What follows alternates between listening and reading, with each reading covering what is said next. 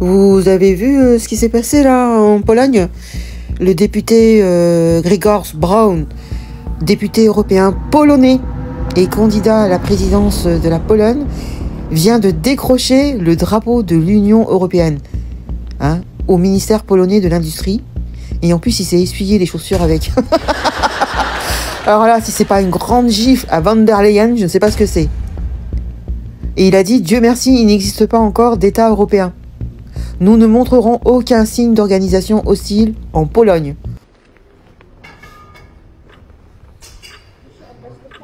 Słucham. Komu, szanowna pani? Komu? Dziecko. Zlituj się nad sobą. Zlituj się nad sobą i jak się nie wstydzisz, proszę sobie przeczytać nawet traktat lizboński, proszę przeczytać o w ogóle nie ma czegoś takiego. Nie ma czegoś takiego. Nie ma takiego państwa. Chwała Bogu, nie ma jeszcze takiego państwa. Więc nie będziemy w Polsce, w polskim ministerstwie eksponować znaków wrogich nam organizacji, które, chwała Bogu, nie mają statusu państwowego. Ta organizacja doprowadziła do likwidacji polskiego przemysłu. Nie są otoczone żadną ochroną prawną na terenie Rzeczpospolitej Polskiej.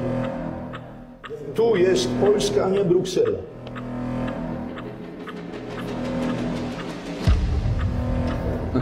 Tak jest. Incroyable. Eh bien, dis donc, ça y est, ça se rebiffe, hein. Il y a quelques pays qui commencent à en avoir marre de cette Union européenne de corrompus, qui se délègue de l'argent des contribuables européens, surtout celui des Français, puisqu'elle est deuxième contributrice. Vous le savez, j'espère, que nous donnons beaucoup d'argent par an et on récolte pas beaucoup d'argent. On en donne 20, 25 et on n'en récolte que 10. Et quand est-ce qu'on aura le courage d'enlever ce drapeau de l'Union européenne, nous, Français? Quand est-ce qu'on va le faire? Frexit, voilà, il n'y a que ça à faire. Depuis qu'on est dans l'Union européenne, c'est une catastrophe. Tous les contribuables, je dis bien presque tous, se sont appauvris, sauf les plus riches. Ceux qui étaient déjà riches se sont enrichis encore plus. Et comme ça, ils arrivent à acheter les médias et faire de la propagande tant qu'ils veulent. Voilà. Et puis, bien sûr, toutes ces industries qu'on a vendues.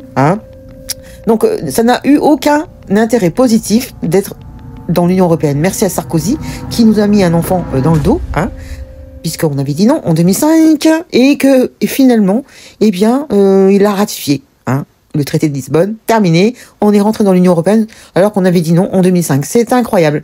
Enfin, qu'est-ce que vous voulez que je vous dise? Moi, je trouve que c'est assez symbolique de ce qui se passe en ce moment. Il n'y a pas que la Pologne, il y a la Roumanie, il y a la Hongrie. Beaucoup de pays de l'Est commencent à s'insurger contre cette Union européenne qui est plutôt dictatoriale. Elle se permet de dire qui a le droit de venir se présenter pour les présidentielles, mais enfin, on n'a jamais vu ça. Ça commence à bien faire qu'elle s'immisce partout et qu'elle nous dise ce qu'on doit faire ou pas. Surtout, rappelez-vous que la ZFE, c'est à cause de l'Union européenne. Si on peut plus circuler avec nos anciennes voitures, c'est à cause de l'Union européenne. Si aujourd'hui on bouffe de la merde, c'est à cause de l'Union européenne. Si on n'a plus d'agriculteurs en France, c'est à cause de l'Union européenne. La coco, c'est à cause de l'Union européenne. Si des gens sont décédés à cause de ce vaccin, c'est à cause de l'Union européenne. D'accord? Les impôts et tout ce qu'ils nous mettent comme taxe sur l'énergie, c'est à cause de l'Union européenne. Maintenant, ça suffit. Il faut que le peuple se réveille. Et je dis bravo à ce député européen qui a eu le courage. Bon, c'est symbolique, d'enlever un drapeau, c'est pas non plus extraordinaire, mais c'est assez symbolique. Donc on verra bien la suite, parce qu'il se présente pour les présidentielles. Ce monsieur Brown. Bravo à vous, monsieur Brown. Dites-moi dans les commentaires ce que vous en pensez.